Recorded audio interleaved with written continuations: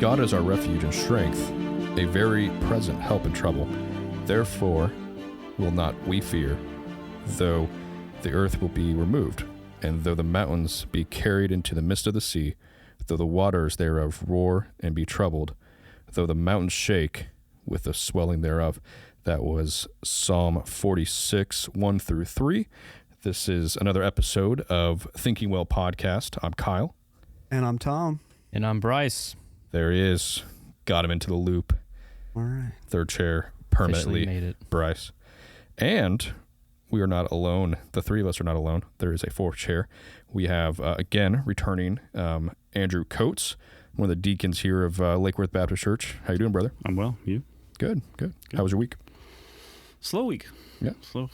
Is that good or bad? Yes. Or right where you needed it? I would like to have been a little busier, but Gotcha. Is what it is. How about your week, Tom? How was your week? Oh, so good. Good. The new job is... I was going to say, like, can we, like, announce that now as a... Yeah.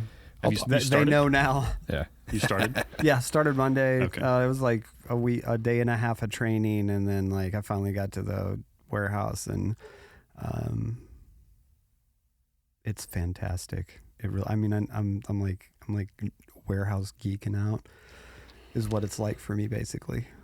Finally got moved into my office today too. I haven't had one of like my own like 4 walls and a door and a window office since like 7 years ago. There's something about having your own office. Yeah. You know, not to be prideful, No, but they're it is nice having your own space. I will say that. But no, definitely, I was kind of waiting for the all clear to announce it. But we're good. Definitely an answer to prayer. You know, I've been praying about it. I know a lot of people here, it's been addressed in our men's prayer breakfast multiple times. So whenever you get to see something like that, you get to see God work specifically on a prayer. It's exciting. So Prayer works. For How was your sure. week, man? Good. Busy, but a good amount of busy. Not too much. Stuff's moving, so it's good. What you, Brice? Same here. Cool, man. Busy, but the right amount of busy. Yeah, just enough to make the week go by fast, but not too much to be overwhelmed. So Yep. It was good. Well, we do have Andrew on, and it's been a little while since we've done this kind of episode, but we wanted to have him on for a while to do a testimony episode. And there's never really a good way to segue into like, hey, here's Andrew, talk. Right? The floor is yours. Yeah, but say words. I think there's a great story here, and obviously it's your testimony, man. So you start where you want to, but the floor is yours, brother. Where do I start? Testimony, salvation. Sure. I had early in life. I was 8 years old. I had a false profession.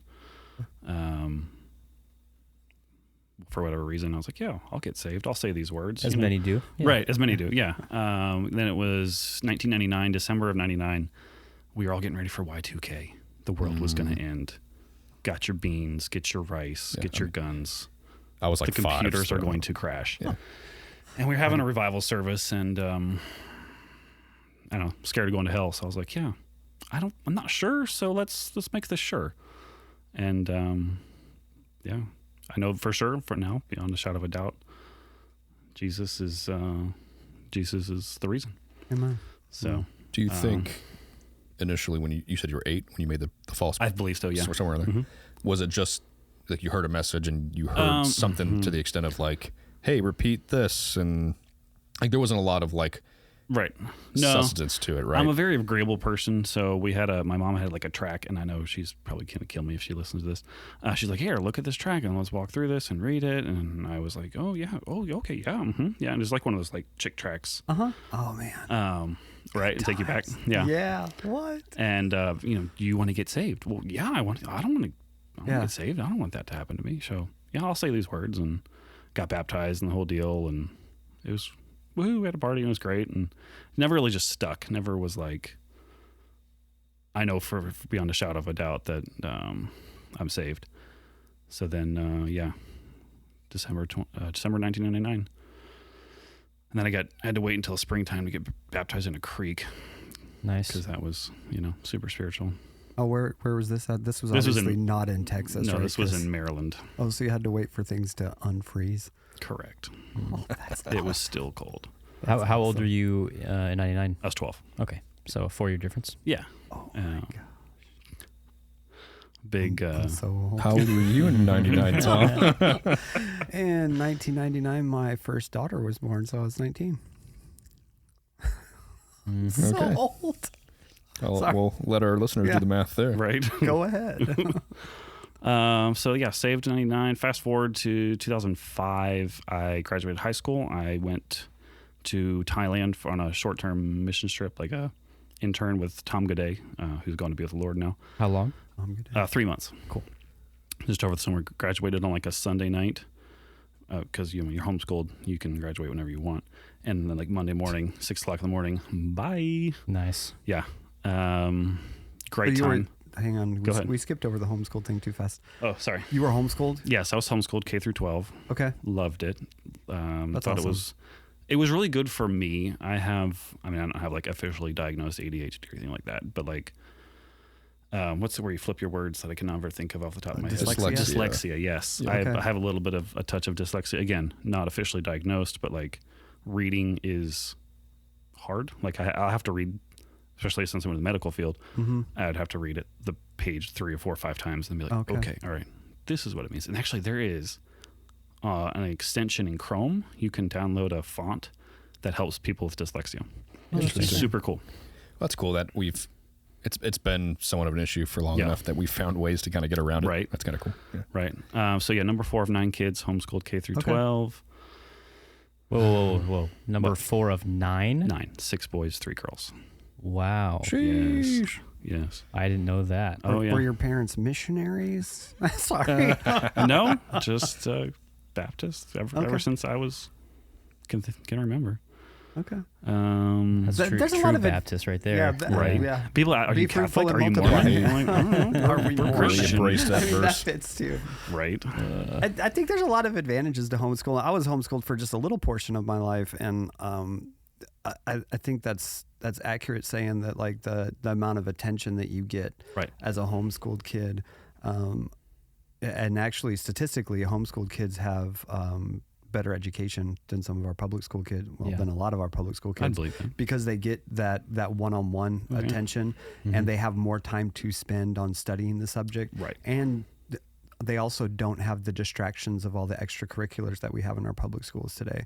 That's not advocating necessarily one way or the other. I think both have their advantages. Facts. I would say there is homeschooling versus definitely today, your public schools. It was this way when I was in the public school system, but it feels like they're teaching you how to pass these standardized tests. Oh yeah. Versus teaching you real life application or actually teaching you subjects. Yeah.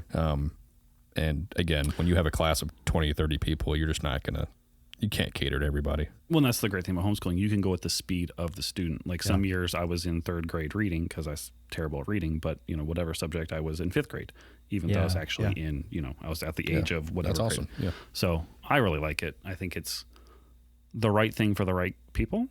Yeah. No, that makes sense. My kids do pretty well in public school.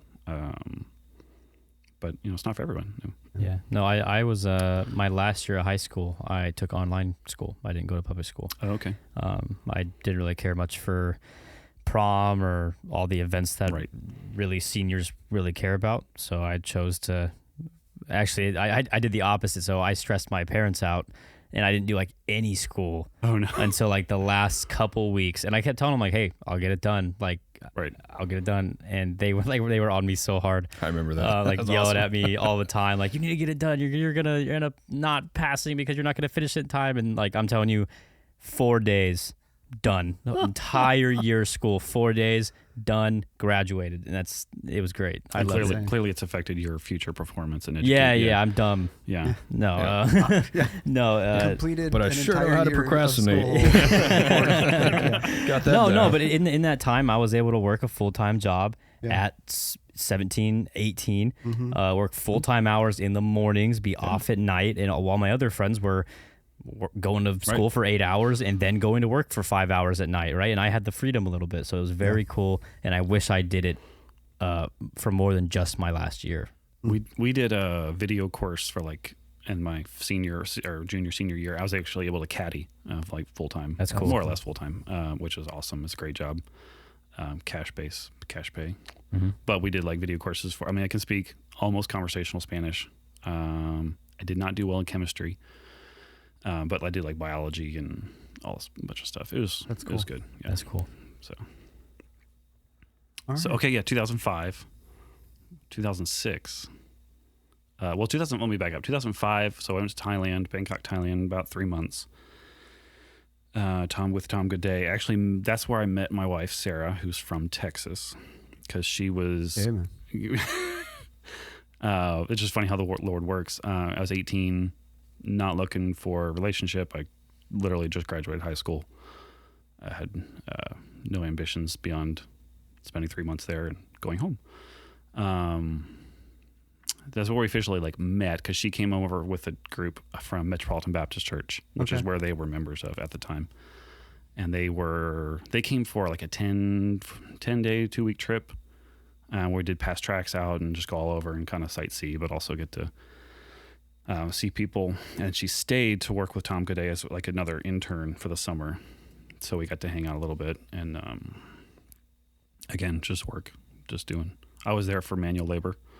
We had like a sea container of tracks that we had to move up and down this, the shop, or what they call the cage. They call it the cage, because in Thailand, they don't really have a lot of doors. They have doors, but like the place we stayed in, you literally like a storefront where you pulled the thing down in the front and locked it. Oh, okay. Because it had glass doors that weren't locked.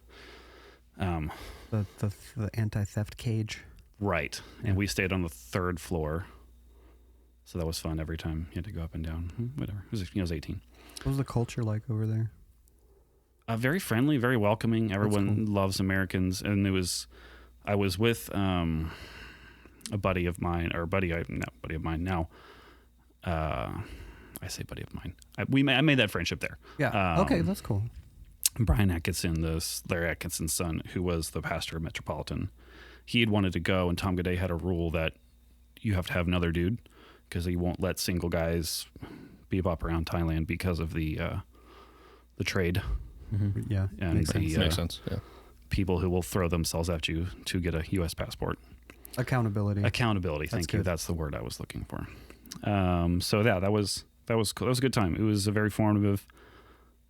Loved it. I'm really glad I went. Highly recommend it. Thailand or any short-term mission trip. It gives you a different perspective, especially at 18 years old, being raised in rural America. We've got everything. And then what was really, really cool during this trip was we there was some Hmong refugees from Laos who were literally crossed the border from Laos into Thailand and who were living on the side of the road. And so through non-government agencies and churches in the U.S., they had actually got funds together to provide rice for these individuals once we had actually found them, because they were literally living on the side of the road in tents. Like Doctors Without Borders was there, UNICEF was there, and, with their physical needs. But with Tom Goodday's contacts and Jeff Lang's contacts and his linguistics ability, they were actually able to plant a church in that Hmong refugee camp, which now, if I remember correctly, it is still going. That's how that church got started? Yeah. Like, while you were there? In 2005? Really? Yeah. I've heard about that That's super church, cool. like Yeah, in Baptist circles, like even up north. Like I've heard, and Tom Goodday's a familiar name up north as well. But like I've heard about that church. That's insane. Like we drove up into the area and then like got out and like asked at the gas station, like, where are these people? That's like, cool. they're over there that way. And we just drove out until we found them. And like I remember hearing about these people back then as well. And like, wow, It was super cool. my mind is blown right now.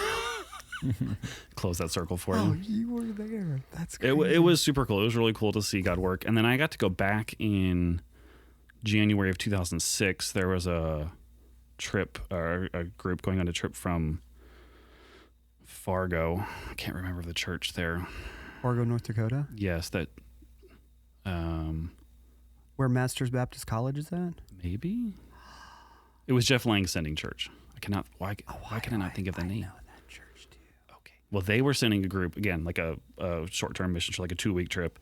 And I was like, well, I know like my way around town. I know how to use the bus system, the metro system. Like, I'll go. Why not, you know? And I got to go back then, and it was just, it's really hot over there. But it is just January, it's a little cooler. But it was a good time. So I definitely recommend it. I know my brothers and my family has spent time in Panama. Based on, like, if you will, the pattern of going on a short-term mission trip that I went on. I don't know if all my siblings felt the same way about it that I do, but whatever. So yeah, 2000. Fargo Baptist Church. That's Fargo Baptist Church. Okay. That's insane. What circle did we just close for you? My youngest brother and my youngest sister both went to college there. Did they go to at Masters Thailand Baptist in 2006? College? No, they didn't go. My youngest sister would have been in her teens in 2006, but young teens. Oh no. My youngest brother would have been 16 or 17 though. So they weren't there yet, but still, like, that's where they went to college. Sorry. It's a small world, man. I mean, I know Baptist circles are small, but like this is the first time. Yeah, but we're going from Texas, Maryland to Thailand to North Dakota, Texas, like. Right. And then like the 2 missionary kids from Germany, right? Like, okay, wow. Yeah. Sorry, like all these little connections are being made in my brain right now. And I'm like, what? Okay. Super cool. That is really cool. So 2006, I was just working, going to college. Didn't really know what I wanted to do with my life. Wait, hold on. So 2005, you met Sarah. Like an acquaintance, just like. Okay, so there's nothing really started there. No sparks, nothing. No, I was there working. She remembers me like carrying something heavy, because I still do that. But that was like the only memory she had of me. Gotcha. And then you went home. And then I went home. Okay. Didn't even think about it. Gotcha. So 2006, January, went to Thailand, 2 weeks, came home, no big deal. Took a couple college classes, kind of just floundered, didn't necessarily know what I wanted to do with my life. Took like English 101, maybe music appreciation, because you got to get that stuff out of the way. You have to have a humanities, you have to have English, you have to have whatever. And so midsummer, I started working for a catering company, which stoked my love for food service and food. And my boss was a bit of a talker. He convinced me he was going to sponsor me to the CIA, the Culinary Institute of America. Oh. And he was going to just, yeah. That's disappointing. Yeah. Right. I mean, I could imagine you in the actual CIA. Right. As a 19-year-old, oh, yeah, CIA, yeah, cool, right. Yeah, food, oh, yes, love it, let's do it. So I feel like this is important proceeding up to my accident. Mm-hmm. I don't know, I worked for him a couple months. Again, 19 years old, very gullible. The guy was a talker. I had a vacation planned in September. I was going to go to the beach, and I just bought a Kawasaki 700 jet ski.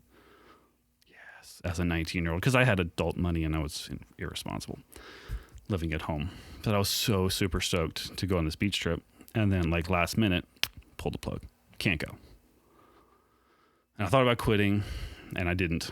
I don't know, for whatever reason I didn't. And then my jet ski went on with the rest of my family down to the beach, and I was at home working.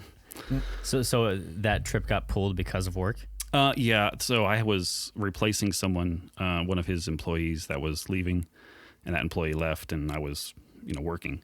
So he had no one to fill my spot. I see. There's a reason. We used to run a small business. I mean, he has, I don't know, maybe 20 employees at that time, and I was running a cafeteria kitchen. It was just me in a small office building. Gotcha. So I did breakfast and lunch every day. I was there at 6, out by 2. It was a great job. It's not bad. Yeah, I had to and all the hot lunch was brought to me. All I had to do was make a couple egg sandwiches and omelets in the morning, and then prep for lunch. Huh. So it was super easy. Yeah, and so I let myself get really bitter about that trip, really angry. I was 19. I was in pretty good physical condition.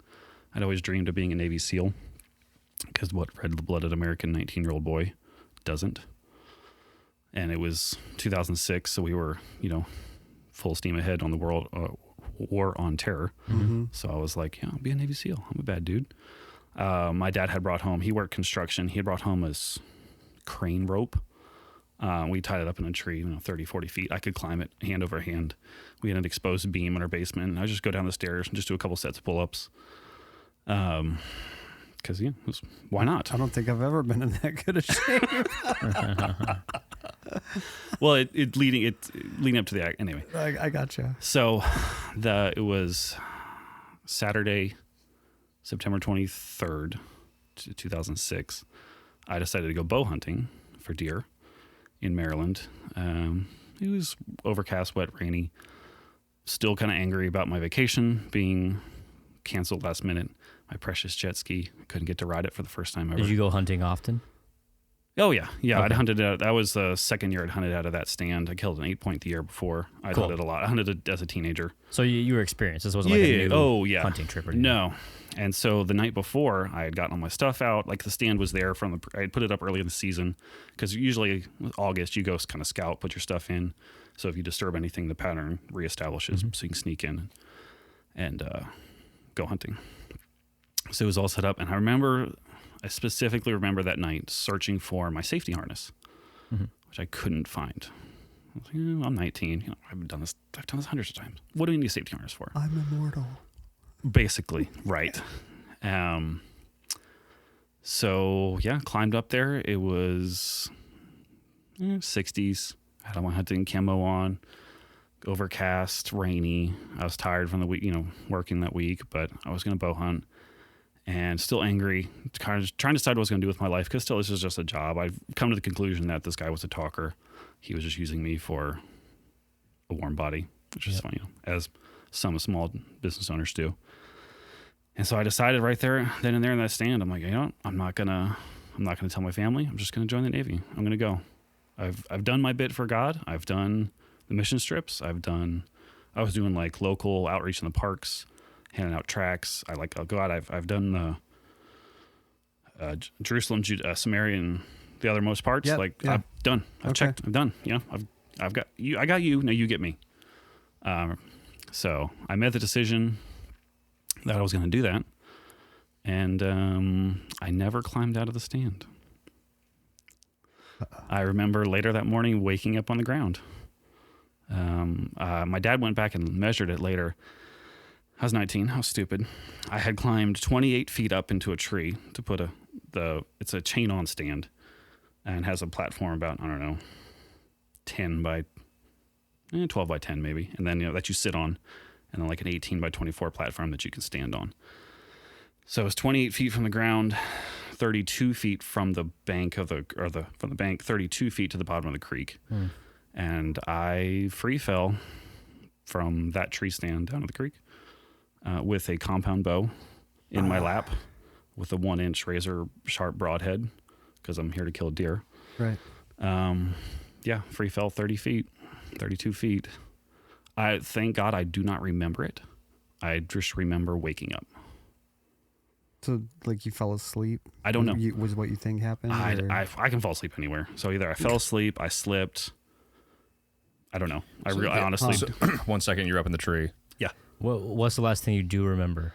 The last thing I do remember is reaching into my hip pocket for my little Bible, travel Bible, because God was going to bless my decision, because I was going to read the Bible to make him happy. Ironic. Right? Wow. Yeah. Isn't it funny how we make those like bargaining things in our minds? Oh yeah. Like, so like looking for jobs in the past and stuff like that. Like it's been like, well, I want a really good job. So the things that I don't normally do to like serve God or make sure that my relationship and my communication with him is open, I'm going to like hyper focus on that, because if I do that, then he will smile on me and favor me. And that way he'll support my decision, whatever it is.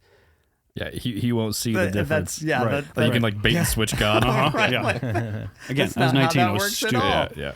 all. Yeah.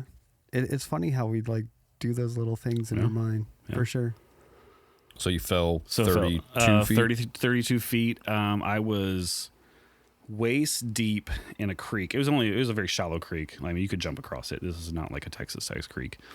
But you can drown in like an inch or two of water. Yeah. If I had been rotated 15 degrees, I'd have been dead. Because I was literally creeks here. I'm like this. Wow. I would have been face down.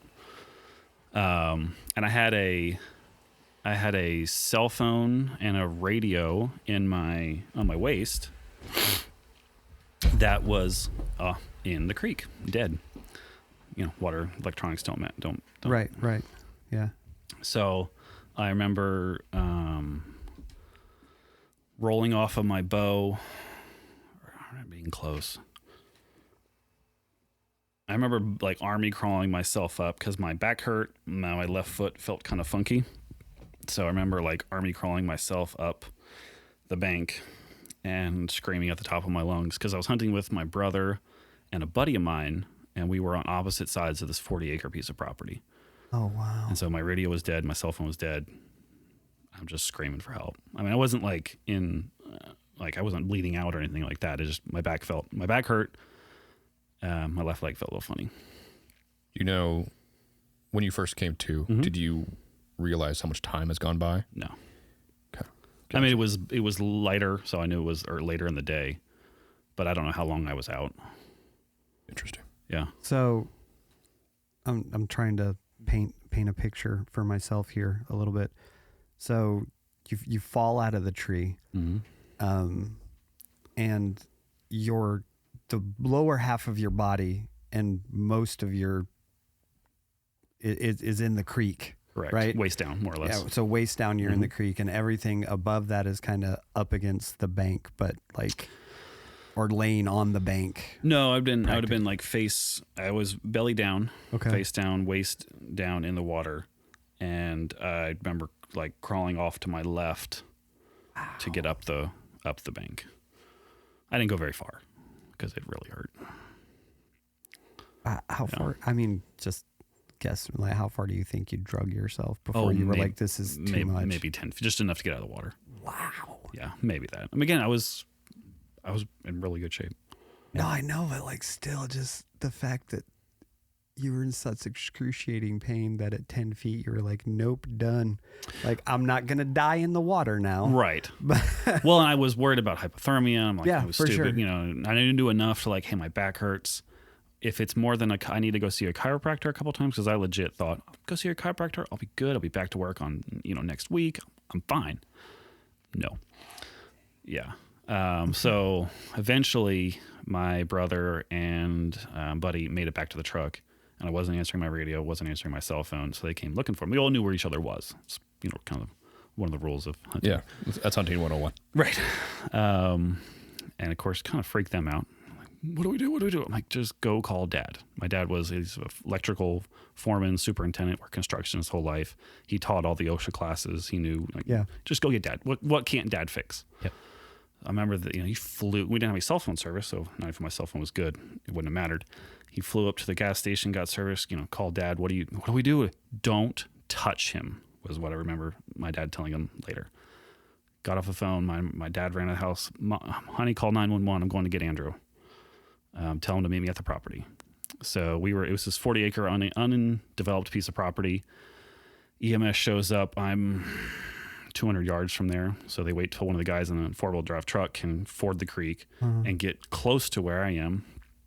And then they put me on a stretcher, assess, make sure I'm not like bleeding out internally, asking me all the questions, start cutting clothes off. And throw me in the truck, bounce me through the woods to the EMS. They were going to fly me out. I'm surprised they didn't. So it was too low of a ceiling. Mm-hmm. Yeah, and canopy. Yeah, and so they weren't, and it was raining. So I ended up driving me 45 minutes up to what is now Meritus Medical Center in Hagerstown, Maryland.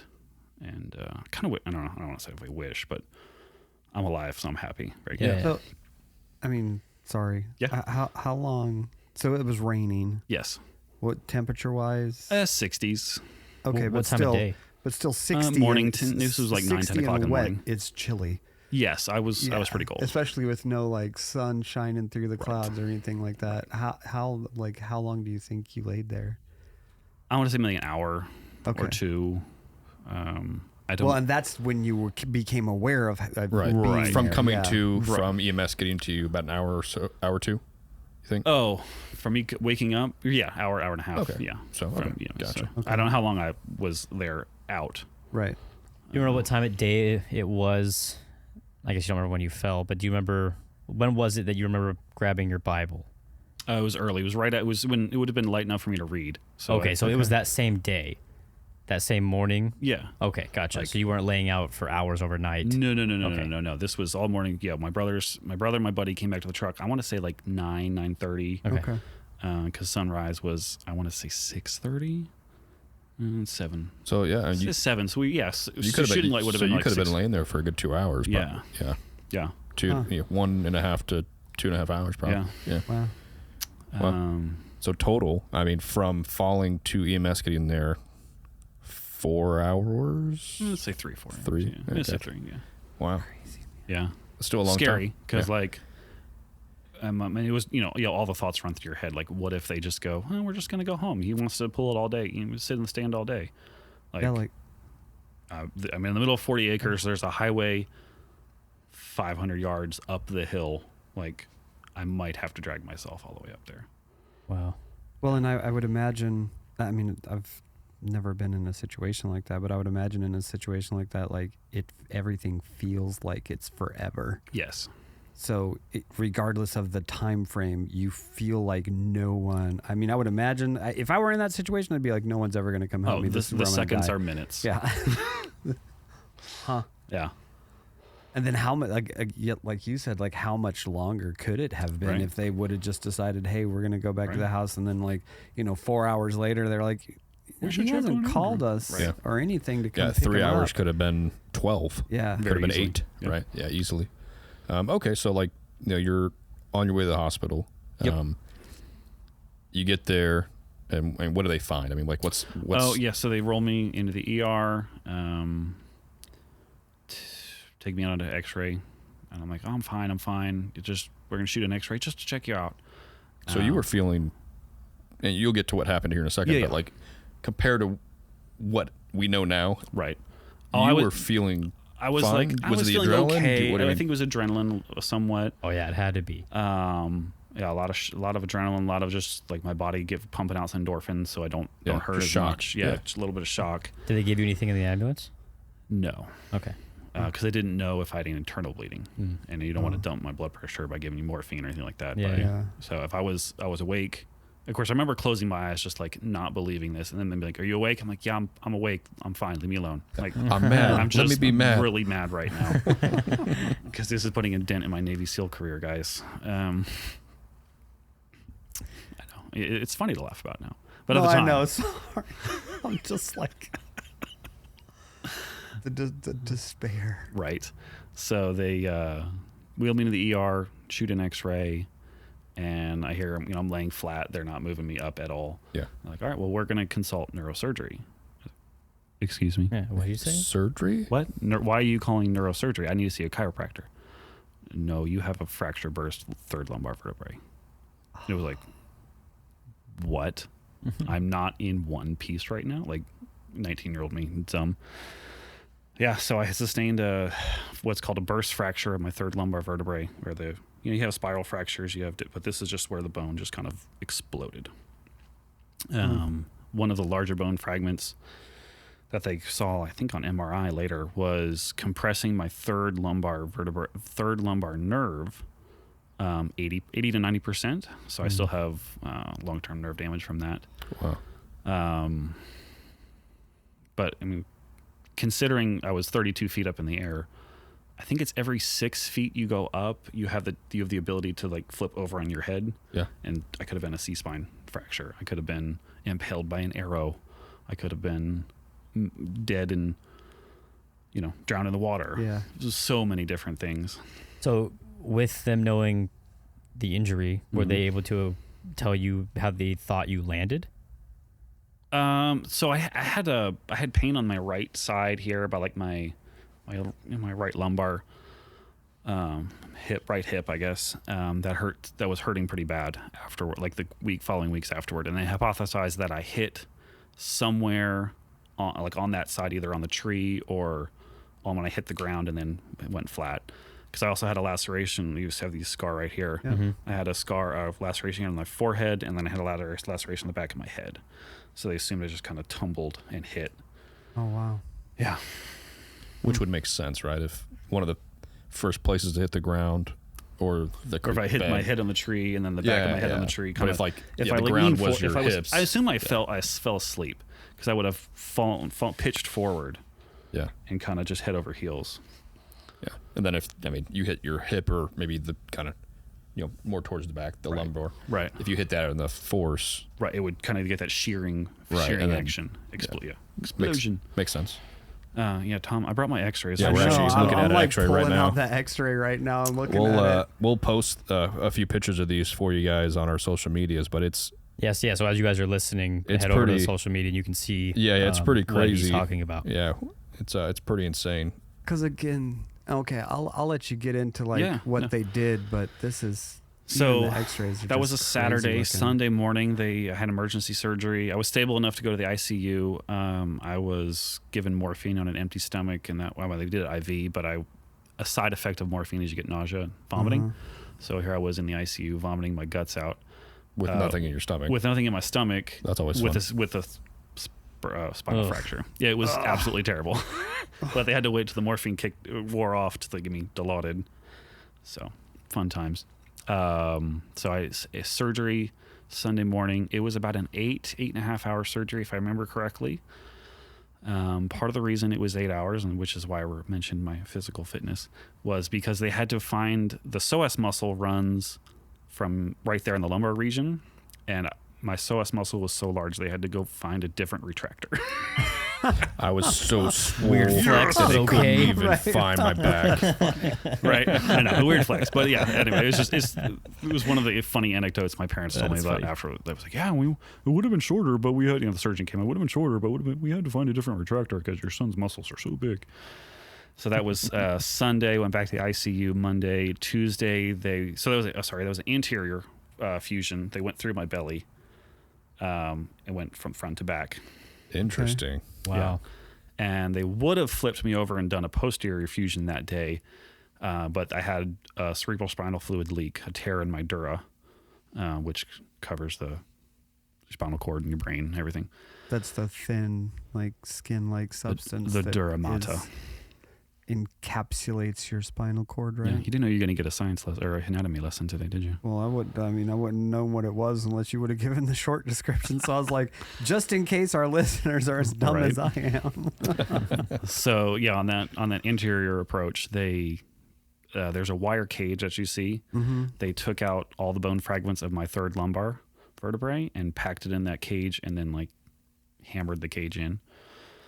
But that wasn't going to give me enough stability to recover. So then they wanted to let me cool off for 2 days, and they took me back on a Tuesday and did another fusion posteriorly through my back. How long was that one? That was another 8 hour surgery. Wow. So 16 hours under the needle. Under the light. Yeah. So funny story. Skipping ahead here. I went into medicine. I was a surgical tech for many years, and my clinicals were at the very hospital that treated me, and I worked with the surgeon who treated me. That's there you awesome. go. That's cool. That's a cool story. Cool. He's really slow, but methodical. Hey, I'd rather a surgeon be slow and Yeah, I correct guess than that's fast true. and Yeah. wrong. Super nice guy, great surgeon. I instrumental in my life, so I'm not ridiculing or giving a credit. Yeah, I remember being like, "Oh my gosh, dude, hurry up." Especially as a student when I don't know anything. Yeah. So yeah, that was whatever that would be, 2 days after the 26th, September 26th. Spent another 2 days in the ICU till they were sure I was stable. Then I went to the floor, and actually I was released October 5th, 2006. Look at that. Right. It's kind of cool. Yesterday, 17 years ago. Wow. If I do math right. Yes. So beyond the what? No, we were just doing the math in our head. I'm terrible at math. I'm like 2006, right? Yep. 17. I think it's 17. 17, then 10. Right. Yep. Okay. Um, Math checks out. Okay. Yes. Beyond all the in addition to the physical things that had happened in the surgery, I was working with a catering company. I'd been kicked off of my parents' insurance, and my new insurance hadn't. Oh no. Yeah. Mm-hmm. So you were not covered for I this. was not insured. That is. Does anybody want to guess? That is a nightmare. Does anybody want to guess? No. This is 2006 money. Okay. Still though, dude. I mean, the emergency surgery alone, you're probably into 5 figures. Oh, I'm gonna blow your mind then. Is that good then? I don't know. 176, if I remember correctly. Oh, okay. That's actually not as bad as I thought. Right. But I mean, I had no idea. I just paid it off last year. Wow. Yes. So $176,000. $1,000. Correct. Yep. That is insane. It is insane. But let me. All right, we'll go down that road. Someone in a should put that second. in today's money. Right. Also, Yeah. if any like mathematicians or statisticians are listening, like I would like to know the odds of me surviving. Like falling 32 feet, almost drowned in a creek, didn't get stabbed by a bow, didn't bleed. I don't know if you even can. Yeah, I mean, you could quantify probably that. take right. There's like the possibility of you landing and immediately dying, right? Landing on your head or something, Right. Right. There's the possibility of you drowning in the creek. Right. There's a possibility of being impaled by the bow, Right. and then bleeding out or dying immediately. Right. That's what I've always been curious. And those are all just like certain death things, right? So Right. it's like, That's crazy. yeah, I don't know how you'd quantify that, but I don't know. I'm not a math guy. I think you could definitely look back on it now and say, although I was trying to appease God, right, and I was doing things that I think that He would like, not really doing it for the absolute right reason, He still had me. Like He still took care of me. yes. It's a miracle. Honestly, if Right. you look at it, Right. it's a miracle you survived. Oh, absolutely. And it was many years later because again, it happened to me while I was angry and bitter, and I fueled my anger and bitterness for a while. But however many years later, and it was still in debt, but I look back on it and go, "Thank you, God," because I don't want to know the life I would have had in the Navy. Because I would not have been a Navy SEAL. It's a great marketing tool, but I would never have made it. Crazy. So yeah, I was uninsured. So I couldn't afford physical therapy.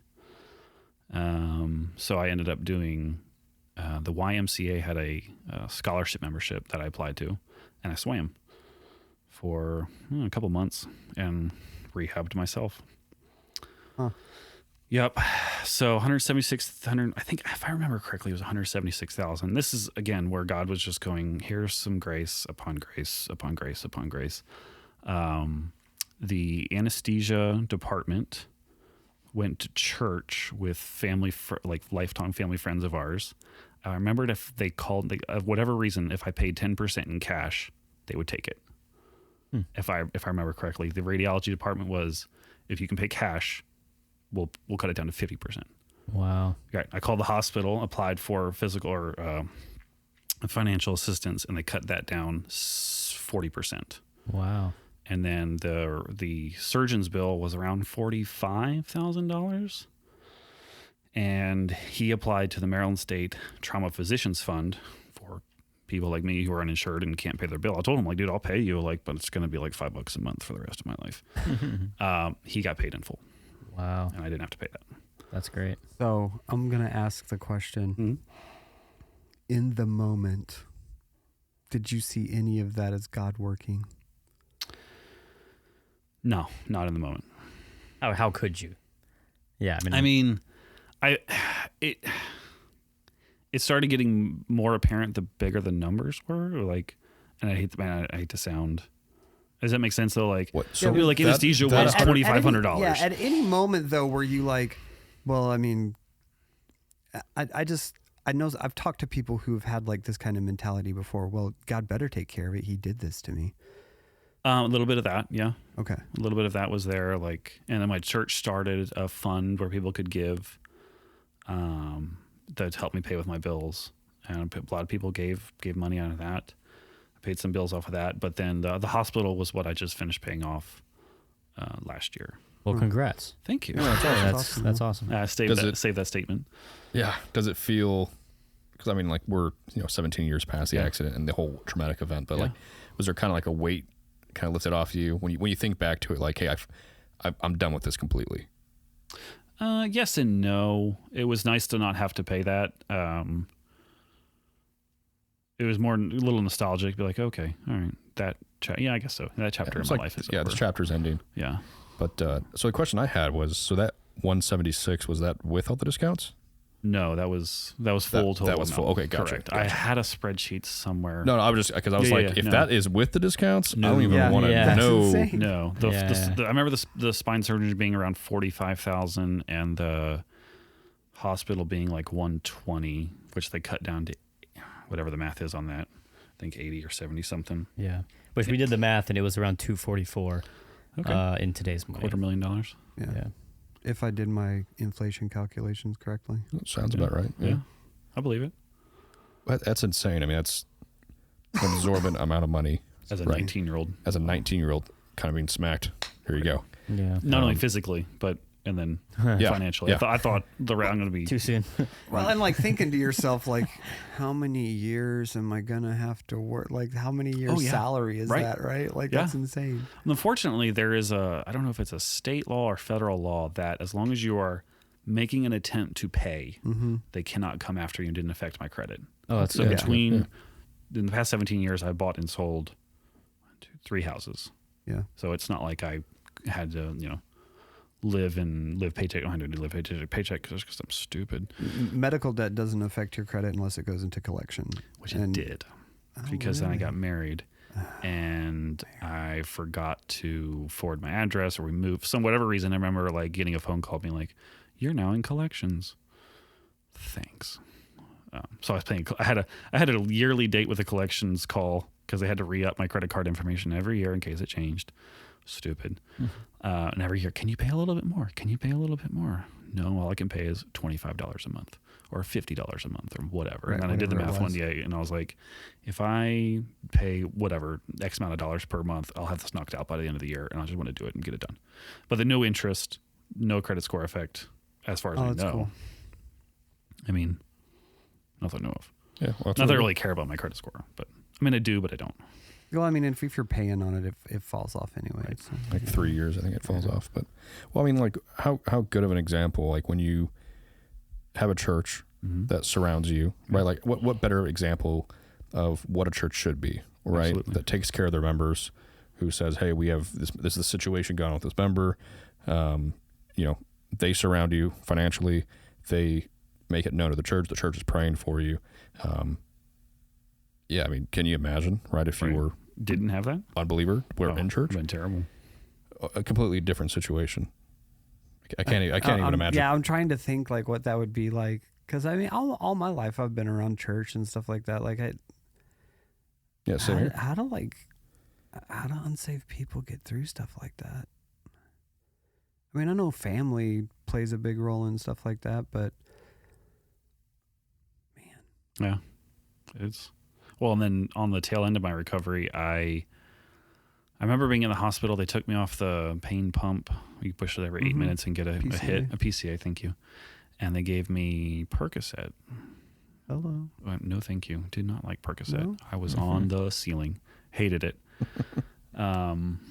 So I took 2 right after the PCA, and then they came back for the next dose. I'm like, I'm gonna take 1 because I don't like that feeling. And after that, I was still levitating. I was like, is there anything else, like, smaller? And they gave me Darvocet, which has been discontinued now, which is Tylenol with a little bit of morphine in it, but highly addictive. And so, yeah, it's good stuff. But I remember on the tail end of it, this was Thanksgiving?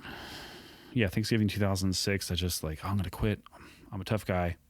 I don't need these drugs. I'm done with pain. I'll just take Tylenol. I remember like an hour after my dose was due, just like shivering and just miserable. Oh, it was terrible. I called my mom, I'm getting the flu. I'm going to be sick and we can't. No, you're in withdrawals. Took a pill. Right as rain. Dang. Wow. Yeah. So then I had How long were you on it before that happened? I I said Thanksgiving. It may have been Christmas. I remember being cold. It was a couple months. Okay. And so I ended up weaning myself off it, cutting him in half, and then every 4 hours, I'd make that 5 hours, 6 hours, 8 hours, and just kind of wean myself off. But it gave me an appreciation for people who have, narcotic abuse, because it is a real thing. Like it affects. Yeah, for sure. It affects you. There are physical. It's not like I have to have my hit. No, like you will feel like junk. So, sorry, You're good. I'm stuck on the scan of the finished work here. Yep. So how long is this conical thing that's around your... I'm not 100% sure the vertebrae cage. Yeah, the cage. I believe the screws are 55 millimeters. Because when I went into healthcare as a scrub tech, I got to load the screws and give them to the surgeon, and I was like, okay, so that's what a 55 looks like. Isn't as long as... So the screws are definitely longer than the cage, but still... Let's guesstimate 45 millimeters. Sure. And that's like in that your is in me. Spine right now. Like, so it's around your spinal column? No, it's in the space where the vertebrae should be. Oh, okay, so it's like bridging the gap between two other vertebrae. Yeah. Okay. So they had to take out, so in between each vertebrae there's disc material. They took out the disc material, they took out the vertebrae, they took out the disc material above and below, and the vertebrae, and then packed the cage full of bone and packed that in there. Now, with this fix, are you expected to ever have to go back and possibly mess with this again? So I don't plan on it. I do have, it's hard to see, you may not be able to see it on that x-ray. Yeah, because you only can see all four. I do have what's called spondylolisthesis, which you can kind of see. That's fun to say. Yeah. If you think of your, yeah, right. Don't ask me to say it because I'm going to butcher it, but it sounds fun to say. If you think of your vertebrae as like books stacked up on each other, and they're supposed to be all more or less in a line. Yeah. Spondylolisthesis is when one is either like pushed in or pushed out. Okay. And it's not in a line. And so they had actually, it's in the operative report because I'm a bit of a nerd. I asked for my op report afterwards so I could read it because I was curious. It was mentioned in the op report that they noticed L5, S1, or sacral vertebrae that I had spondylolisthesis, and they considered fusing me down to S1, but to maintain range of motion as a 19-year-old, they elected not to. But yeah, that's part of the reason I work out and stretch, and I really don't want to ever have spine surgery ever again. It's the worst. Understandably. So, does it like hurt when it gets cold? I mean, it's Texas, right? So does it really get cold? Yeah, for that, 3-day stint in February, does it hurt? I can tell when it's like, oh, is it going to rain? Yeah, it's probably raining right now. Oh, look at you having old people superpowers right? when you're That's young. pretty cool, yeah. What's really cool is the nerve damage, like at the inside of my knee. I can like poke it with a needle, and I don't feel the pain. I can feel the pressure, but I don't feel the pain. Oh, just on that the gives me just so on my many left, like cool. Just on my left leg, my got a knife on him. That's pinky Texas toe, theory right now. my pinky toe, ring toe, like these two feel kind of fuzzy. Yeah, I have something similar, and this is no that's fine comparison. No. This is me going to a car wreck with like my bike, with my chain fell off of it. But this is I almost severed this finger with a knife closed on it, and all the way down to the bone, everything. And now this whole side of my index finger, there's nothing. I can feel it. There's pressure, but I couldn't ever feel pain on it. So you know what a dead body feels like. Yep. That's funny. What? Sorry, that was a little morbid. That was a little Pretty morbid, but well, what's great is that your spinal cord kind of stops at your second lumbar vertebrae, and then you have just that array, cauda equina is what it's called, a horse's tail of nerves that come out of your third, fourth, fifth lumbar vertebrae. So it was God gonna as I went through my life and went further into medicine and learned more, I was like God kind of going, you see what I did there, buddy? Like you see what it could have been. I was like, oh, okay, thank you, God. So you've recovered and weaned yourself off the drugs. I was off the drugs. Yep, that was let's say January 2007. I took a computer class 2007 because I figured I was going to have a sit-down job the rest of my life because, I'm an invalid. I literally was like walking around with a cane. I wanted to ask about that. Mm-hmm. So the rehab stage, you said you swam. Yep. How did they expect you to walk? Did they talk about that at all? Like, was that a concern ever? Like, how was the conversation and your mentality about getting back on your feet, and the stress of all that? Like, how was that when you were in the hospital still? It was super stressful in the hospital as far as like OT came, PT came, physical therapy, occupational therapy came through. Occupational therapy came through and actually aggravated my CSF leak, and I ended up having to be flat for like 48 hours because I that's what you do when you have your CSF leak. You just lay flat and let it seal up. But they're like, did their assessment and like, well, he's good to go. He can get from the bed to the chair. He can get from the chair to the bathroom. Peace out, dude. You're good. So you could walk though in the hospital. I could shuffle. Okay. With a walker. How long after the with surgery? A walker. Like a week. Yeah. Okay. I was in the hospital for about 2 weeks. Gotcha. Only 2 weeks? The 20 modern 20 medicine. Right. The 22nd to the October 5th. It's about two and a half Yeah, weeks. I mean, once they get you stable, right after the surgeries they and need stuff. that, dude. For the uneducated person like me, whenever I hear spinal surgery, I'm like, bedridden 2 months. That's what I think. Well, that was what they offered me. They're like, all right, you have two options. You can have surgery or you can have a body cast for 6 months. Yikes. Like, well, the body cast sounds cheaper. It probably was. Actually, I would guarantee you it was. Right. But I'm like, well, what do you recommend? They're like, we really recommend surgery. And I was like, all right, that's fine. I really don't want a body cast because that's so the body cast, they were saying that this would heal on its own. Yeah. Really? Could have.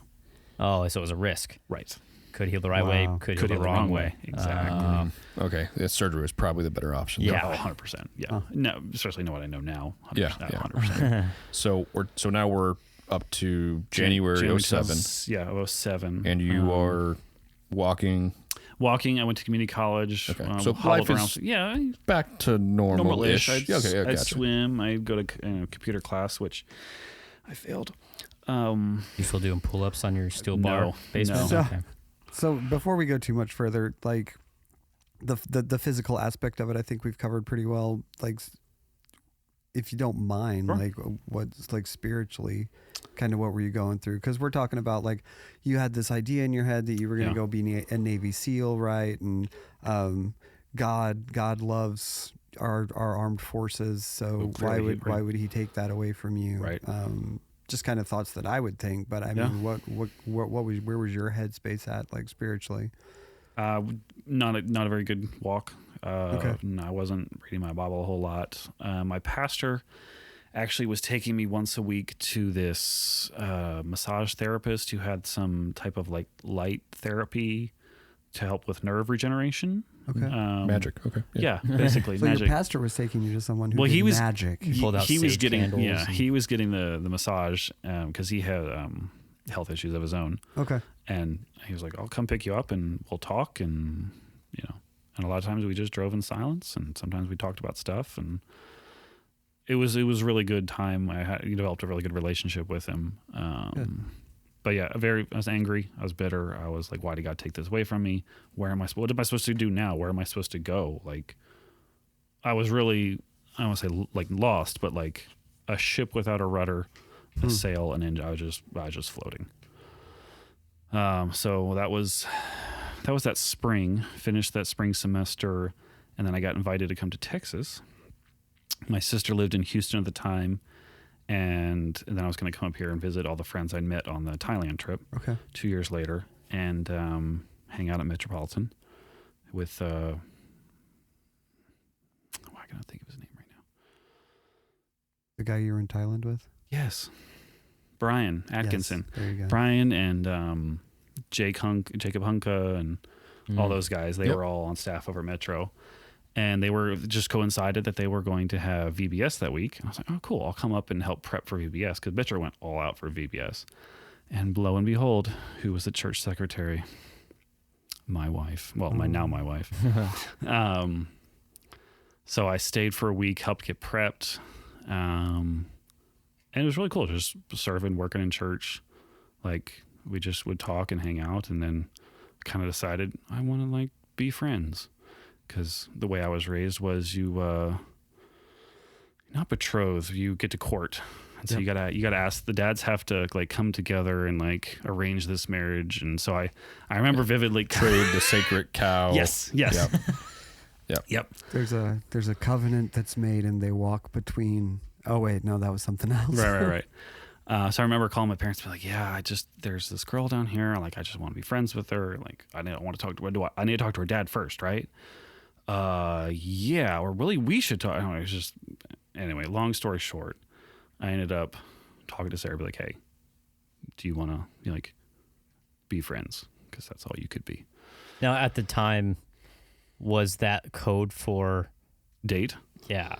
No, you're just friends, and like, do you get to spend more time with each other? Yeah, talk to each other, like have a purpose in like. But I'm just thinking, like, when you came up and asked her, "Do you want to be friends?" Like, did she know that? Oh, this guy probably likes me a little bit. Yes. Okay, gotcha. Yeah, All right. Okay. So then I ended up talking to her dad, and we was like, "Oh yeah, we'll have to think about it." Okay. And it was like, "Yeah, you can email through me. Like you email me and I'll forward it on to her, and then she'll email me and I'll forward it on to you." Mm-hmm. That was how we did it, and we could talk on Friday nights only. How old are you guys? I was 19. Okay. And she was older than me, slightly, not very much. Smart. Yeah. Both my younger sister and younger brother did the same thing with their spouses. Wow. Yeah, they were allowed to write each other, but it had to be addressed like care of my parents. And then my parents read all the incoming letters. The filter. Yep. Yeah, and my parents read all the outgoing letters to make sure that everything so was crazy to think appropriate. about. Could you imagine that, dude? And then like No. even I cannot. and you may have experienced this too. Like even when they like their spouses like would come to visit before they got married, before they even got engaged. Because they lived, like, one of them lived up in, I don't know, Wisconsin, and the other one lived in, actually also Wisconsin. That's weird. They would come down and visit, or my brother would go up and visit, and they had to, like, stay downstairs. There had to be a full floor of separation and a parent's bedroom between it. And don't get me wrong, I'm not criticizing that. People have certain ways that they do things. It's better to have precautions. I don't know. And so traditionally, worldwide, arranged marriages actually work better because there's a commitment before there's love. And so in Western culture is one of the few cultures that we base all of our marital decisions on love. So it's really strange. Sorry. No, you're fine. Go ahead. That was my one little thing. I didn't know what I wanted, like how I wanted to date. I didn't want to, have a series of dating relationships. So, but that was what I knew. So this is what I tried to do. And it worked. So far it's worked out. 15. Yeah. Where was I going? Yeah, so then we emailed and talked on the phone. Our first conversation was like 20 minutes. I think our longest was like 4 hours. Wow. We knew within like 6 weeks that we were wanting to go, be more than just friends. Oh, that's cool. Yeah, and so we were engaged in May of 2008 and married in June 2009. Nice. That's awesome. Yeah, long distance was the worst. She'd come up to Maryland every couple of months, and I'd come down here every couple of months. I stayed at like the mission house. I stayed at their, with her at their, at her parents' house. Made it work. That's cool. Yeah.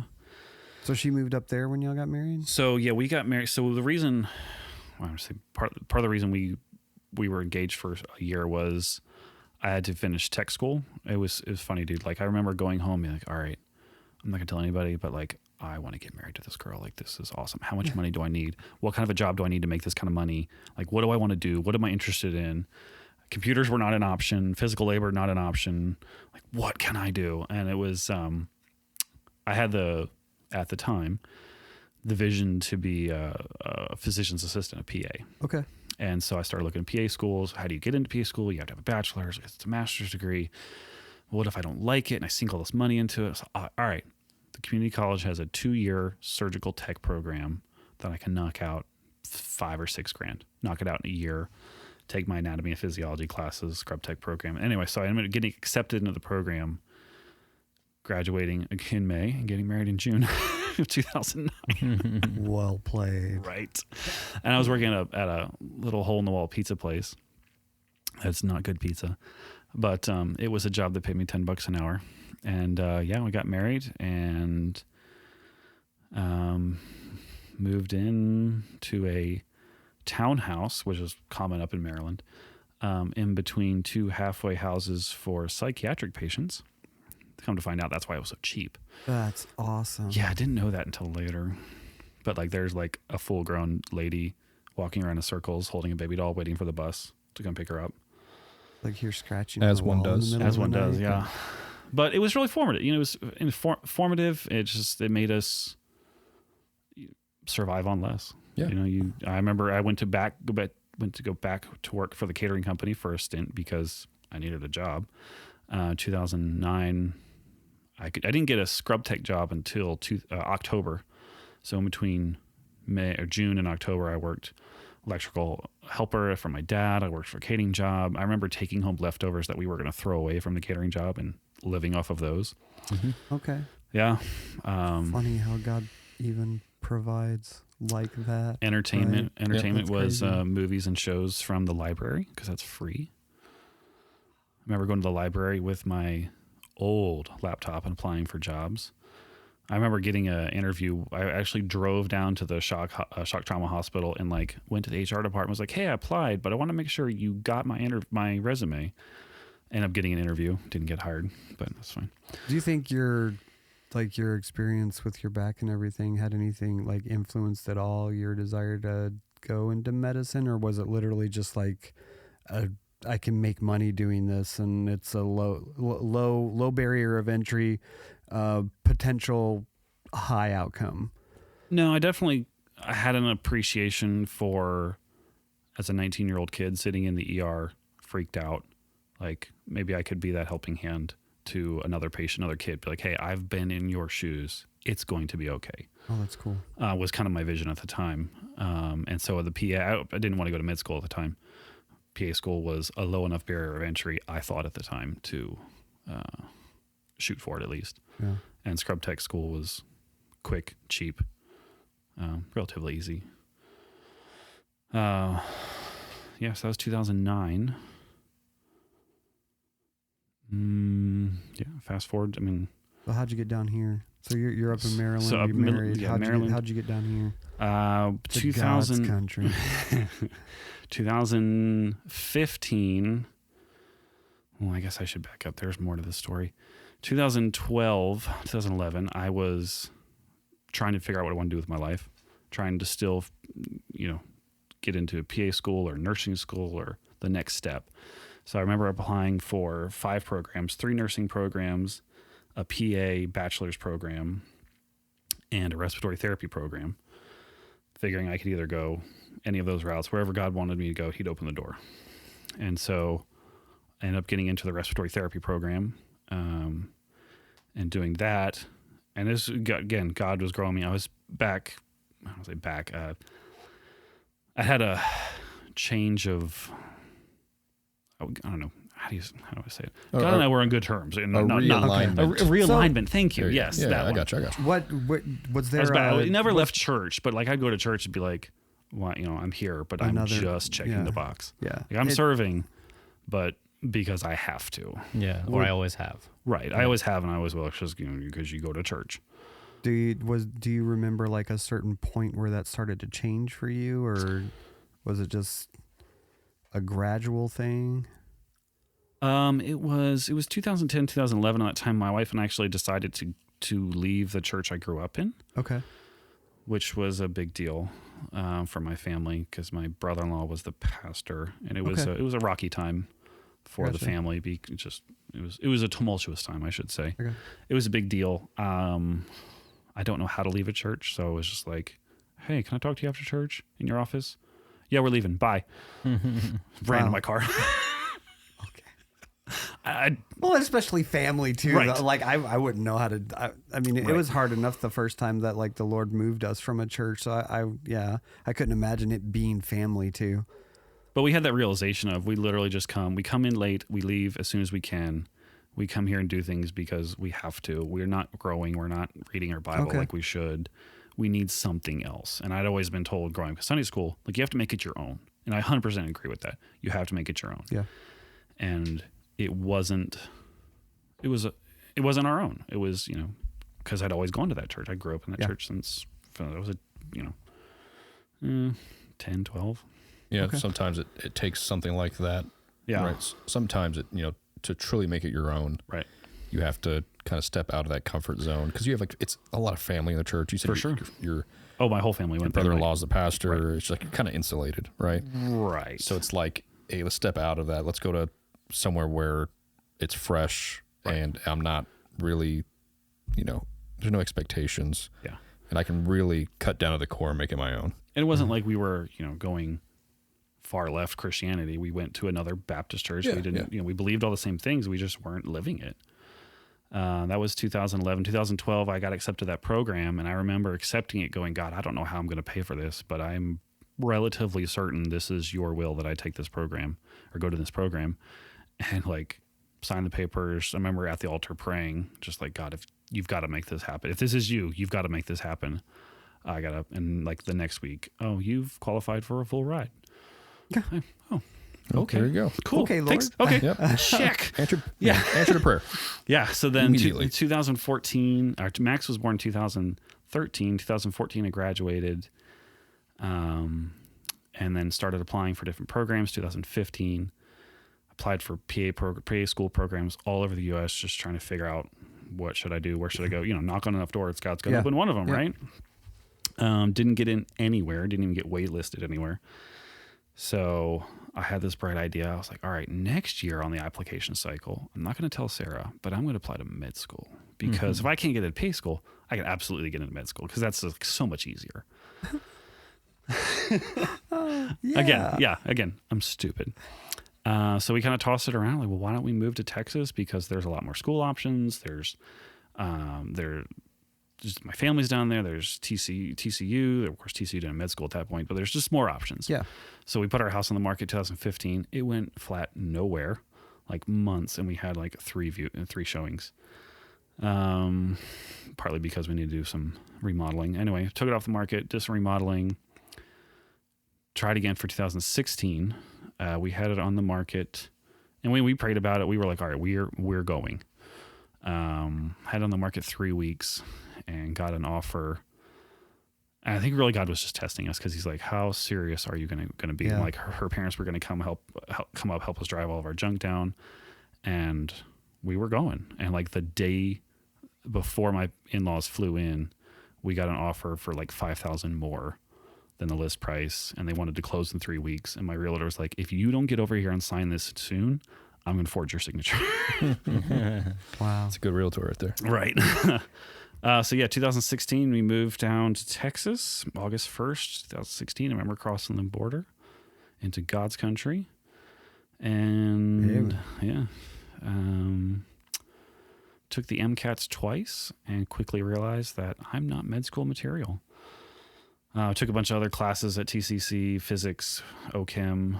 Loved OChem so much I took it twice because I didn't pass. Or I didn't do it. I got to see the first time. Yeah. In between all that, I had gotten my certification as a first assistant, so that could move me up a role, if you will, in the OR from counting instruments to working across the surgeon as another pair of hands. Handing him stuff. Well, I don't hand them stuff. Open. I get to hold stuff and actually do stuff. I actually get to cut and to sew, and that's kind of cool. It's super cool. Push babies out. Can I tell that story? For sure. Or pull babies out. So me and my wife recently had a little girl, and it was an induced labor. We didn't know that we were going to have a C-section until about 5 minutes before we decided to have one. So now I know a C-section is a very common surgery. It's done many, many times a day, as Andrew can attest to. So it's not like a super concerning surgery, but it's a surgery, right? So in any surgery, I've always been told that it's surgery is always scary under any circumstances. There's always risk, so in the heat of the moment, it was very emotional. My wife's going under the knife. You're awake for a C-section, so she's shaking. She's scared. And Andrew had come to us weeks before that and let us know that he works in the hospital, that if we wanted to, if we were comfortable with it. Or if it comes down to it. Are you okay with this? Yeah. Or he just offered like, hey, I'm able to if you want me to. I'm more than happy. But if you to. Don't want me there, I totally get it. Absolutely. It's a very personal deal. So, and what's actually funny is I forgot to mention that to Jenna until the day of. And I was like, hey, I don't know how you feel about this. Husband. Yeah, I don't know how you feel about this. I know how I feel about it is, when you're going in that situation and you have a lot of these nurses and doctors that you don't know. We had our OB that we have grown to know over the 9 months, right? So you have a little bit of rapport and trust with this woman. And then you have someone that you love and trust as part of your church family, right? That's operating on you. So you have two people instead of just one. And that really helped our mentality in that room, was having one person who I know cared about our well-being and would not lie to us. And then another person, right, who our OB, who has helped Jenna through this whole thing. And that was awesome. It was great having you there for that. Glad I could be there. Yeah, no, it was a God thing. I texted him, hey, we just decided to do this. We're like 30 minutes out. Are you able to, right? And he could have easily just been home, right, and not been on call that day, but he just happened to be like, yep, I'm here in the office. I texted him, hey, do I need to request you? How does this work? He goes, I got it. Last text I got from Andrew. Your physician was actually texting me at the same time. That's funny. I was like, I got it. Don't worry about it. We're good. I'll see you back. And that was the last text I got from Andrew. And then I saw him in the room. Here's the question: if you wouldn't, because did Wagner know that you guys knew each other? No. So was she already reaching out to you anyway? Yes. To do it? So part of what I do is at this hospital, I have a pretty good rapport at this hospital, pretty good following of the physicians there, that I'm trustworthy and I do a decent job and whatnot. And so I usually check in with the staff, like, hey, since I'm self-employed, I'm not employed by the hospital, I just say, hey, I'm here. If you need help, let me know. And so when the physicians talks to the charge nurse, hey, we're going to do a C-section on this room or this patient, the charge nurse's next question is, do you need an assistant? And so they go, yes. Do you know of anybody who's here? Yeah, Andrew's here. It's perfect. So they're shooting me a text. You're texting me. It was just a barrage of text messages. It was pretty cool. I never thought about that. I didn't know how it all shook down, but I never realized that the OB, Wagner, was already communicating with Andrew to get this. Cool. It was already happening. God was already putting it together. How many is there any other person like you in that hospital? There's a couple. Yeah, I have a couple surgical assistants who work for me at that hospital, and then there's other independent surgical assistants who work there. They don't take as much call necessarily. I like to work. I like my job. So, and I actually I wasn't on call. I didn't actually take official call. Yeah. One of my other physicians had called me and said, hey, can you come in? So I said, sure. I actually ended up doing 6 C-sections that night. Wow. Yeah. Yeah. When he was done when he was finishing up Jenna, he's like, all right, off to my next one. He walks out the room and he's on to his next one. That's awesome. Yeah. Well, because part of we have 4 ORs at that hospital, and I never really would have thought going into healthcare that God would have blessed me with this position, but I literally can tell the staff, hey, if you're waiting on me for the next C-section, roll back, because I'll be there in 10 minutes. By the time I'm done my job, you guys will be ready for me. Yeah. And I did 6 C-sections in like 3 hours. 3 or 4 hours. That was awesome. So yeah, that was pretty cool. And I never would have thought as a first assistant that I would have gone into women's health. It really wasn't my main objective. I want to do orthopedics because that's hammers and saws and bones and Hulk smash. Oh yeah. But I definitely see God working through that, because can I tell this story when they push the button? Yeah, absolutely. Okay. I meant to go for it. That's okay. No, we have a button on the wall that we can push. That's basically the NICU button, all hands on deck. And so again, I've done this before where I have OR ADHD. I'm listening to the patient's monitor. I'm listening to the CST, the nurse. I hear everything that's going on. Yeah, which is funny because they have people for that, Right. Like they have the anesthesiologist monitoring her vitals, and like so it's funny that Andrew's sitting there listening to everyone else doing their job as well. Like, when you're in it for that long, for as long as you are, like you kind of just I can understand how it comes like second nature. Like, ooh, that sounds different. So That's irregularity. I look over and I see the monitor, the baby monitor, and I hear the button and I hear the alarm going off on the hallway, and I go, "Hey, Brice, just FYI." They called the cavalry. Which was the most terrifying thing you could have said. Right. And he's like, what? I was like, about 20 people are going to pour through that door in the next 30 seconds. And don't freak out. It did. And it was like, bam, bam, bam, just run. And I was like, whoa. Yeah. Seriously, because they don't know what's going on. It could be a full-on baby arrest. It could be anything. And so everybody comes in. I'm like, 20 people are going to run through that door. And in like 3 minutes, 3 of them are going to be left. And so I love that God has put me in this position to where I can be on both, because my wife had a C-section with our daughter. I've been on both sides of the curtain, on both sides of the drape, and I can appreciate what the uninitiated can go through. Yeah. Yep. And it's it's just a great job. I love what I do. We sit there and wait a minute for the cord blood to go into the baby, and we just kind of wait there. And what a lot of babies don't know is I sit there and pray for them. Wow. Pray for their salvation. I pray for their, we've got some future pastors and missionaries, and they don't even know it. Their first minute of life, I'm amazing. Sitting there. I tickle their foot because it helps get them breathing. Yeah. And I'm just like, God, save this boy. Let him. If he's crying a lot, be like, I want someone to preach the gospel. This one has a voice on him. Right. Let him use it for you, Lord. Yeah, exactly. Just different little prayers. Yeah. And I don't. It's what I can do in a minute. We're just sitting there. Oh, it's so cute. Oh, look at the baby. Just silently pray for him. Yeah. Well, and I think that's one of the things. I don't want to say this and seem weird, but like that's one of the things that I've come to love and respect about you is like just the heart that you have for people. Absolutely. And that's I'm 100% positive that's one of the reasons why our church elected you as one of our deacons. It's just the way that you like care for people and the way that you serve, and it's very obvious. It's very visible. I can't even. I mean, I'm sure most of us would say this about people that we know, like down the road after the fact, after they've matured. But like, I can't even imagine a time in your life where you would be like, "Oh God, why did you do this?" You know what I mean? Right. But like, so you made it. You made it to Texas. You made it here to Lake Worth. Like when.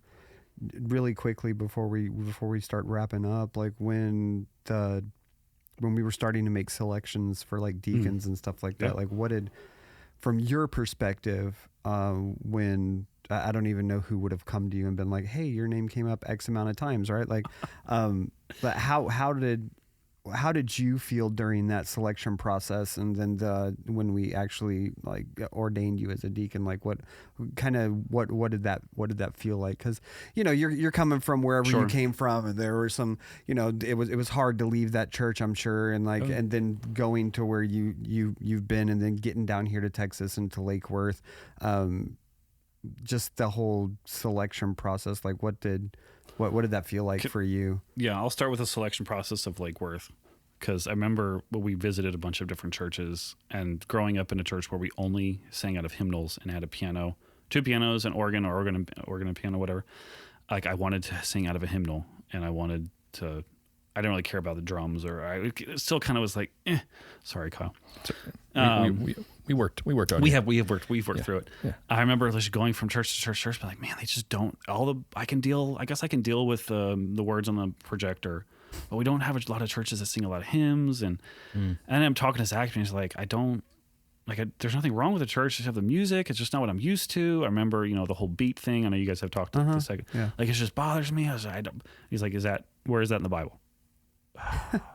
Dang it. It's not. Yeah. So that was eventually, God led us here. I think we joined October, I want to say. Okay. What year? Of 2016. We moved here in August, so we bounced back and forth, and we lived with my in-laws that's pretty short. It was relatively short. That was when I was wayward. So I stepped away from the church for a little while, and then I came back in. Yeah. Oh, okay. Because it was interesting, because I guess the question, like, when were you ordained as a deacon? That was post-COVID. Yeah, Yeah. 21. 21. Okay, so that was 21, Yeah, I'd been in church for been here a member for a while. Gotcha. And I loved how with the selection process, I never even thought I would have been a candidate, to be 100% honest with you. I was like, not in a million years, like, would have been me. I remember the people vaguely remember the people I voted for, writing it down, but I was really blown away by how we did it. We didn't have our pray about these 5. We didn't have, lay hands on them. We just said, go home, pray about it, and then vote. But that's one of the Like the things the Bible says. Yeah, well, and that's one of the things I love that Zach and like our church did under Zach's leadership was he put out these little things, right? And it was these are the qualifications of a deacon. And if you can think of men in the church that fit these qualifications, write them down. Write them down, pray right? about it. Pray about it. And if you need to change the list after you pray about it, like change the list, but this is when we're going to take up names, right? It wasn't this like predetermined set of names. It was literally like the Holy Spirit moving in Holy the Spirit, congregation. activate. Like, and it's interesting looking back on it, right? Like knowing your character, your story, it makes complete sense why you were chosen. And I hope that you've come around to. I do, yeah. Understand. I jokingly say like I have no idea why I'm a deacon, but I do. But I mean, like, I love people. I love God. Yeah, I mean, like you are a true servant of the church, right? And a humble servant, right? And when you look at the office of deacon, I mean, that's really what it is. Yeah, right. It's just an undeterred servant, faithful servant of the church. That's what it is, right? So I mean, I think not to toot your horn, but no, keep going. I appreciate it. No, but I mean, it's say it a little louder. No, I mean, it always made sense. Go. Sorry. So you've always had one of the biggest hearts, I think, of anyone in the church. So it makes sense why you're in that position. Oh, thanks, man. Yeah, of course. So your name, like, how did it? So Zach called me. I was at work. You got a minute? I was like, yeah, what's up? I remember walking to the OR where it was quiet and there was nothing set up. And I was just sitting there talking. He told me this story about, Brother Jerry came to me and told me it was time to quit my job and serve the Lord full time. I'm like going through my mind, why do you want me to quit my job? What is this about? Exactly. Are you calling me to preach? Right. I'm like, I'm not a preacher, teacher.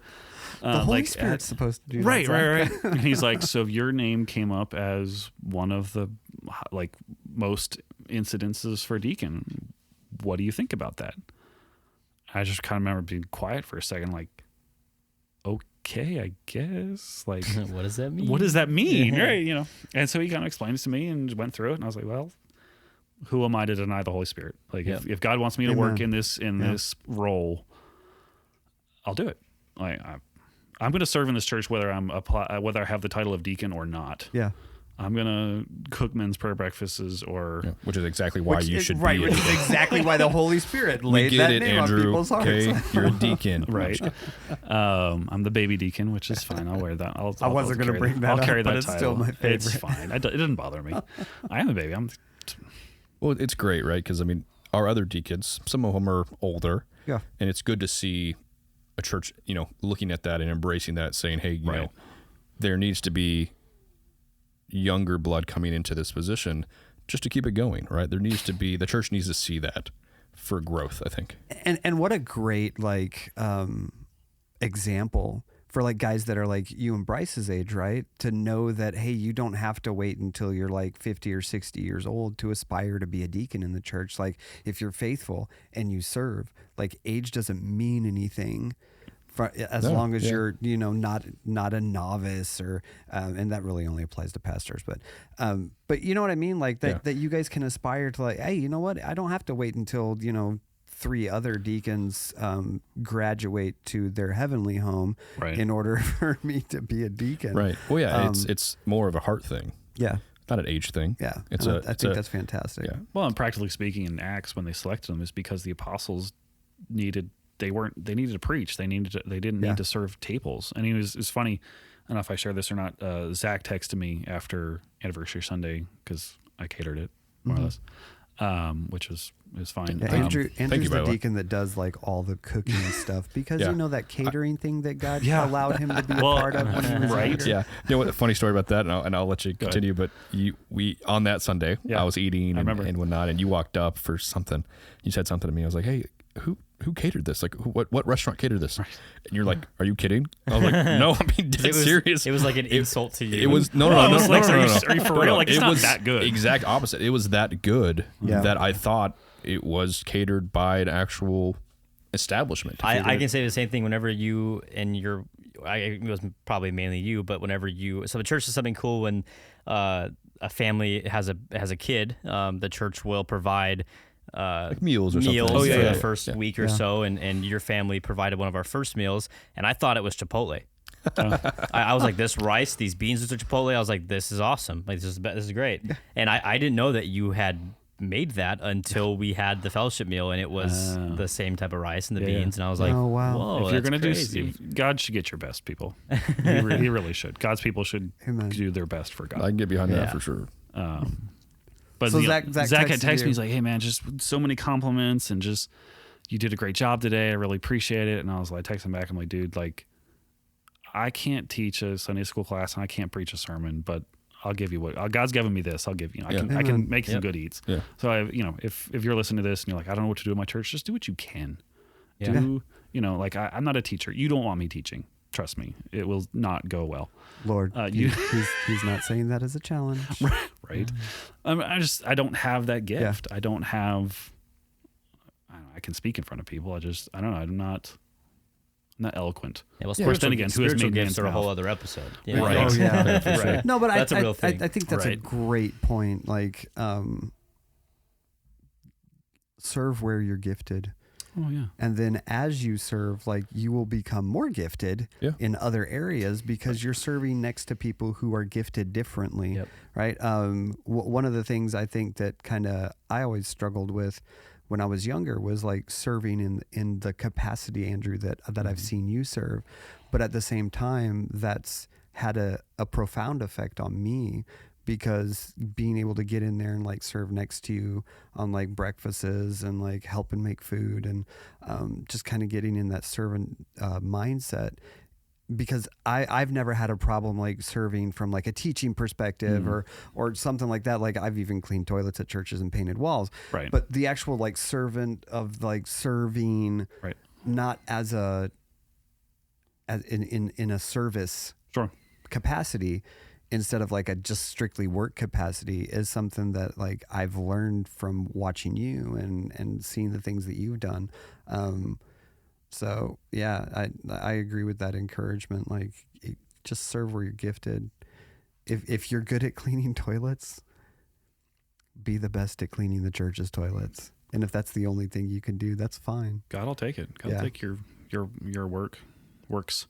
Yeah. Absolutely. Another plug to, like, catering wasn't my favorite job. It didn't really pay very well, but it taught me how to move in the kitchen, how to plan things out, how to effectively utilize my time, and I'm grateful for it now because I'm able to bless my church with it. And then another job I had, I worked for a plastic surgeon, and I suture skin really well. So a church member's wife's got a plastic closure.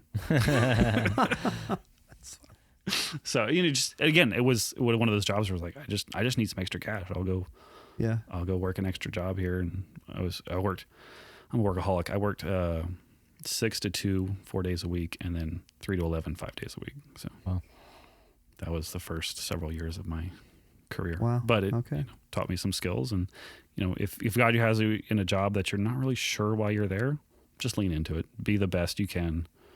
Not only That's for your good. testimony, because God's people should be excellent in what they do, but you never know where it's gonna take you in life, what you're gonna do with it for God later on in life. Right. Yeah. What you're going to learn for later opportunities. Yeah. Yeah, for sure. Well, it's definitely, it's funny, like every testimony episode we do, it's kind of the same theme of, hey, everything that I went through, all this adversity, whether it be the vices or tragic accidents, God saw me through it. Yeah. And the things that I learned along the way lead me to where I am now. Yeah. And everything was orchestrated perfectly as God always wanted it to happen. And sometimes it has to be that way, right? Yeah. And I see God's hand in the timing when I met Sarah and the motivation it gave me. Because like I said before coming to Texas in 2007, aimless. Like I really was just, I didn't have anxiety or whatever. I just thought that I had no goals. I had no direction. I have no idea what I wanted to do with my life. And I was here in Texas for 2 weeks and I was like laser focused. Education, job, marriage. I want that girl. Do you think the Holy Spirit used Sarah absolutely to kind of realign or I guess motivate you in that direction? It was the catalyst. Yeah. And I think it's really important, in pursuing a relationship to pursue a godly woman, which Sarah absolutely is. Much more than myself, I would at times I would almost say. Isn't that the case with most of us? Because she has to deal with me. But yeah, I remember. I distinctly remember that total mental shift and drive, and really just getting me going. But I'm grateful that it was her and not, a lost person or someone that was going to take me a different direction. So, thank God for a godly woman, godly wife. Absolutely. Amen. Well, I think we've arrived at a good spot here. Yep. I think, like I said before, with every testimony episode we do, it's always great to see how the Lord works in people's life and where they end up. Right. There's always things in our life that seem like the end of the world when they're happening, but Christ has a bigger picture and there's a better way. Yeah. There's more to come. Right.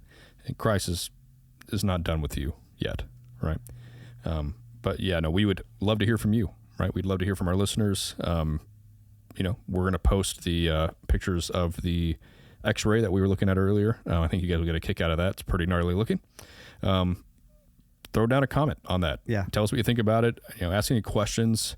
Tom was going to tell you here in a second where you can reach us, but we'd love to interact with you guys. Yeah, so get a hold of us on social media at LWBC_publications. We're on Instagram, we're on Facebook. We'd love to hear a comment from you. And if you've got like a question for Andrew, or if there's something in the episode that like just kind of struck a chord with you and you'd like to comment on it or say that it was a blessing to you, you can do it there. Or you can email us at podcast@lakeworthbaptist.org.